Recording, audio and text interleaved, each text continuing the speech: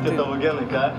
Papėdėt gali apie savo genus. Va, traukinukas dabar senaisiais bėgais iki pasaulio važiuotų. Dabar tik tai iki Traškūnų. Bet aš jau bent pabandžiau.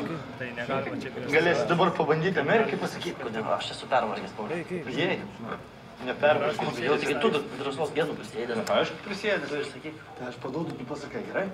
Ne, taigi aš paduodu, tu pasakai. Aš praeitą kartą padvėriu pasakiau, dabar tu paduodu. Pasakyk.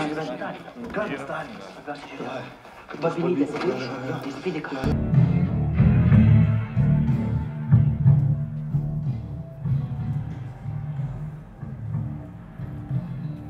Prieš filmą turėjot matyti, kad negalima šito kūrinio filmuoti, kopijuoti ir kitaip platinti. Mes turim iškviesti jums pareigūnus, surašyti pareiškimą apie vagystę autorinio kūrinio, kas baudžiama tiek piniginė bauda, tiek rankos kirtimu.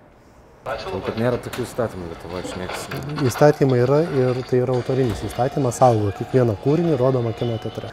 Jeigu sutinkat, kad mes dabar čia ištrinsim praktiškai visus video, ką mes pamatysim, gali būti ir asmeninių, mums tai yra nesvarbu, svarbiausia apsaugoti patį kūrinį.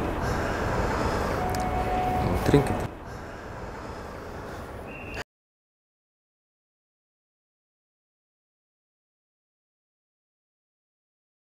Realiai vyksta viskas labai panašiai, galbūt piratas iš pradžių neigia, kad jisai filmavo ir jisai ginasi. Tai yra naktinio matymo žiūronai, kurie mums padeda pamatyti, sakykime, papildomus šviesos šaltinius, kokie šalia daiktai yra, padėti jų ir taip gaudom piratus.